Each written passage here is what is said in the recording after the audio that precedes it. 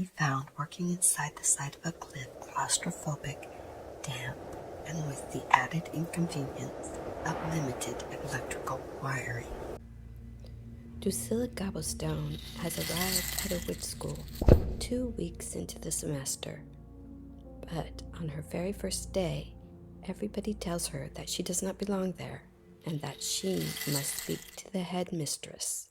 On this day, which happened to be the third Saturday in September, Taddy replied with a despondent sigh as she answered her intercom.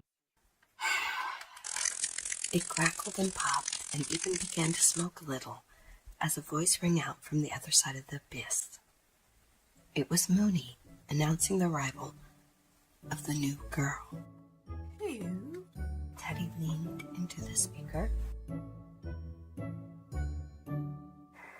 You know, a new girl. She says she's from the upper side of town. The voice faded in and out over the shoddy device. Oh, right, Taddy did know. She sat up straight, arranged the blotter on her desk, and responded that they were free to cross the rope bridge. You're free to cross the bridge. It was a minor inconvenience running a school that was built into the side of a cliff. Much of Mrs. Morris's school was visible to the outside world, but for security purposes, the headmistress's office had been carved out of a cliff and could only be reached by a rickety rope bridge that spanned an abyss. It was indubitably true that this office was a feat of marvelous magic, legendary in the witch world, as nobody completely understood how it had been created. But all this sounded fine in print.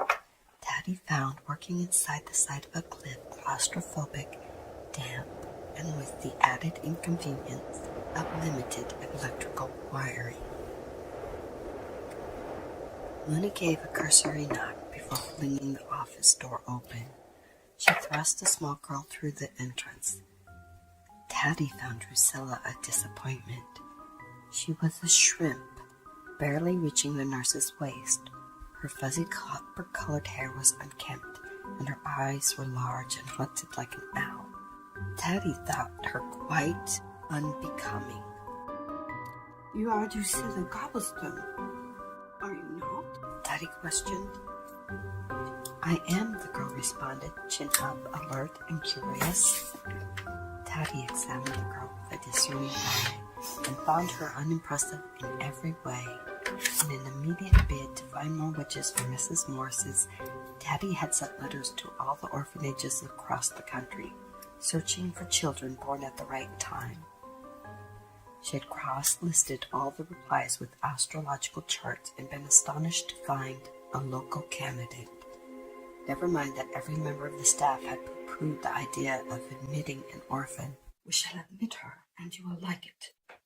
Once, long ago, the school was full of wayward girls. Taddy told the school board members 2 weeks before school started. Every single one of them protested. Mrs. Myrtlebrook even threw her leather satchel. But Taddy ducked in time. Ahem! From opposite Teddy's desk, Mooney cleared her throat. Says she's an orphan. There must be some mistake. I thought after the extensive balking at the idea on behalf of the staff, you would not admit her sort. How did you get this room inside a cliff? Drusilla asked, her eyes flitting about the office. Taddy followed her gaze. The headmistress supposed the room was strange to the uninitiated. After all, it was a perfectly normal office, except it was pockmarked with dripping stalagmites. But the matter was discussed, Mooney continued, undeterred. You remember that the staff made it clear we do not want wayward girls here, only those from fine families. There is no mistake. Did you know one of the finest witches in all of history was Drusilla Gobblestone? The woman caught over 100 criminals and banished her fair share of demons in the 19th century. I read about her in the Who's Who of Witchdom. Did you know, Mooney? Mooney did not. I also think, Taddy continued.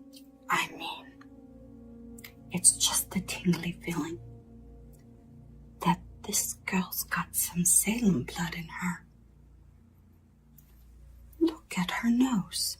You can't tell a Salem descendant by their nose, Mooney replied. It has a slight bump like mine. Teddy pointed at her face. And I'm definitely a Salem descendant, if there ever was one. Mooney rolled her eyes. Taddy dreamed of firing her. Who is Drusilla Gobblestone? Am I related to her? The orphan asked, a flicker of excitement in her eyes. How many families do you think have the last name of Gobblestone? Child, didn't I just say I read about her in the Who's Who of Witchdom?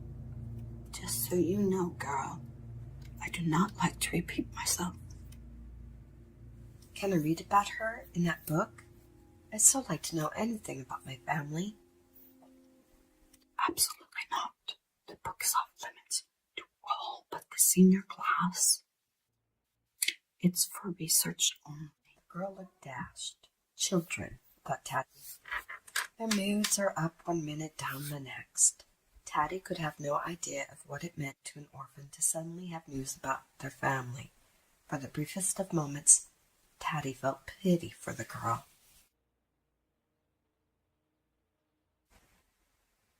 Do you have any more questions? Not about your family, but about the school in general?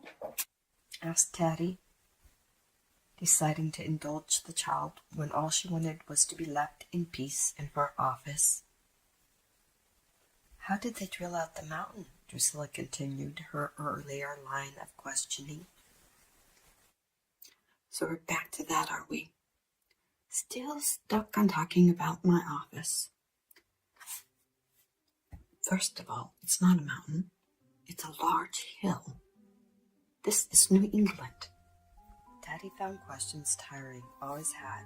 She imagined the grilling she would receive when she ramped up the nerve to tell the Perns, the Hopkins, and the Merriweathers that their children had disappeared. In truth, she was hoping to avoid those questions for as long as possible, which is why she had lied to everyone, the girls' parents, the staff, the other students, telling them all that the girls had been selected to spend a semester abroad. They used an enormous drill to bore into the side of the cliff. Teddy explained, finally answering the girl's original question regarding how the office and the school had been created. It was the most marvelous technology in the hands of our founding foremothers. The drill was used in tandem with powerful witchcraft to build this fine office.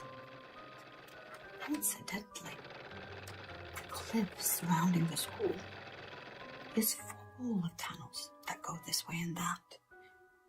Even our dear nightman Alamander doesn't know them all.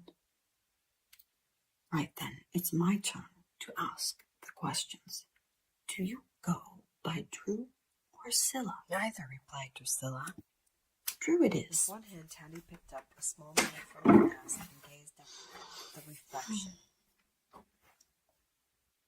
She used her other hand to fluff her honey-colored curls.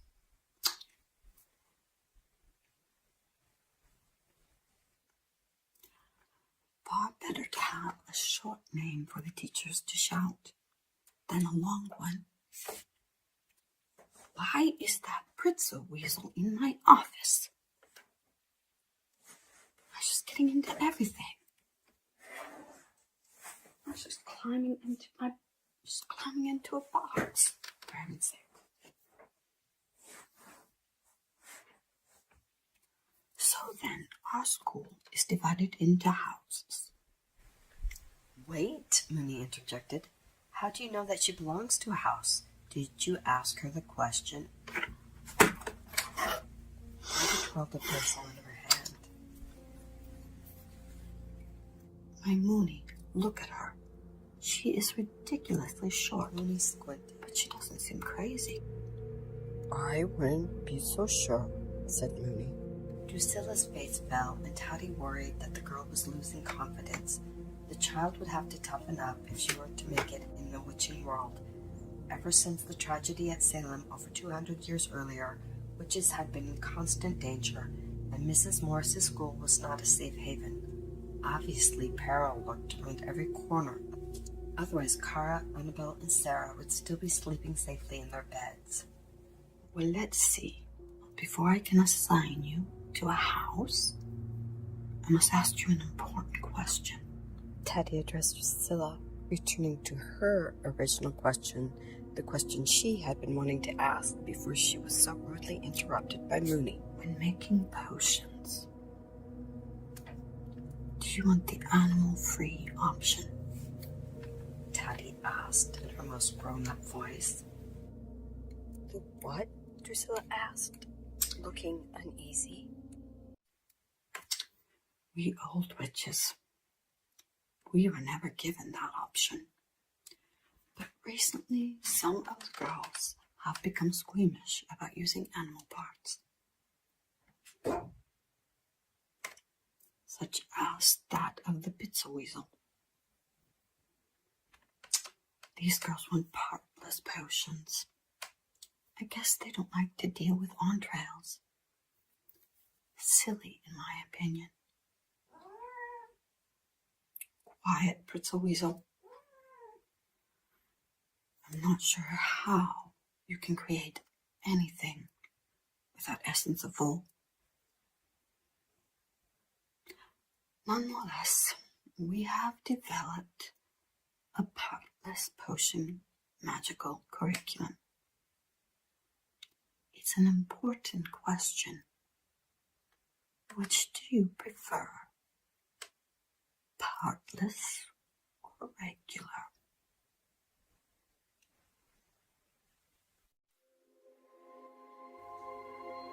Next time on Drusilla Gobblestone. The next room, the Necromancer's study hall, was the most fun. A few older students had summoned up some pink slimy creatures which oozed across the floor to the delight of all those who watched. Nurse Mooney put a stop to this crime. Reverse this magic, even deadly on snowball races, is illegal. Thank you so much for watching my video. If you enjoyed this Dark Academia story, know that it continues. You can click on the link at the end of the video, and you have two options.